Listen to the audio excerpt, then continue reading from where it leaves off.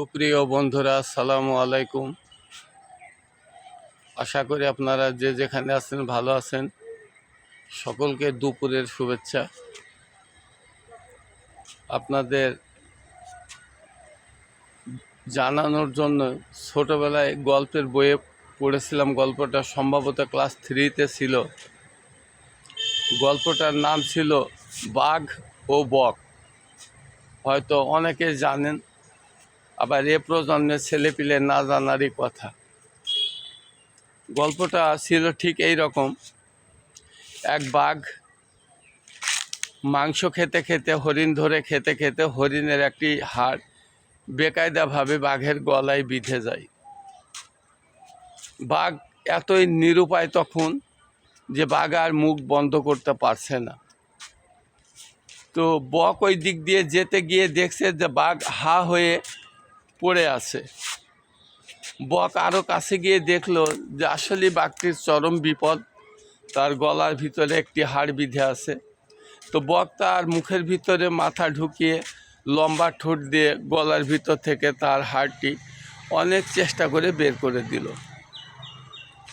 হাড়টি বের করে দেওয়ার পরে বাঘকে বলছে, বাঘ ভাই, আমি তো আপনার বিশাল উপকার করলাম, তা আপনি তো আমাকে পুরস্কার দেওয়া উচিত। প্রতিদানে বাঘ গম্ভীর গলায় বলছে, বোকা বক, তুই যে আমি বনের রাজা, আমাকে দেখলে সমগ্র পৃথিবীর লোকজন সবাই ভয় পায়, আর তুই আমার মুখের ভিতরে মাথা ঢুকিয়ে সেই মাথা বাইরে বের করে এনে আবার আমার কাছে পুরস্কার চাস, তোর তো সাহস কম না। তো যা, তোকে ক্ষমা করে দিলাম, তুই এখান থেকে তাড়াতাড়ি চলে যা। তো সত্যিকার অর্থে বন্ধুরা, বর্তমান প্রেক্ষাপটে কিছু মানুষ, কিছু ছেলেরা, কিছু মেয়েরা অবুঝভাবে ছেলেদের সাথে বিভিন্নভাবে আটকিয়ে যাচ্ছে। প্রতিদানে ছেলেরা তার দুর্বলতার সুযোগে কিছু তথ্য সংগ্রহ করে রাখছে এবং মেয়েগুলাকে দীর্ঘদিন ব্ল্যাকমেল করতেছে। মেয়েগুলার কখনো আর তার কাছে ঠাঁই হচ্ছে না।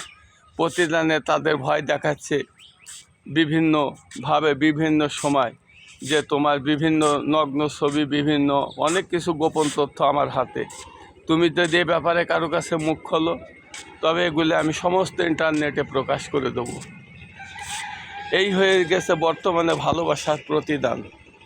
তাই আপনাদের সকলের কাছে, ছোট বড় যারা যে যেখানে আছেন, কেউ কারোর সাথে প্রণয় সূত্রেই হোক আর এমনি হোক, বন্ধুত্ব বা মেলামেশার আগে খুব ভালো করে গভীরে চিন্তা করে তারপরে তার সাথে মিশবেন বা বন্ধুত্ব করবেন, বা তাকে বাড়িতে আনবেন বা বাড়িতে জায়গা দিবেন। নচেত প্রতিদান হবে বকের মতো। আপনারা সকলে ভালো থাকুন, সুস্থ থাকুন, এই প্রত্যাশা রাখছি। আমি বুলু দাদু।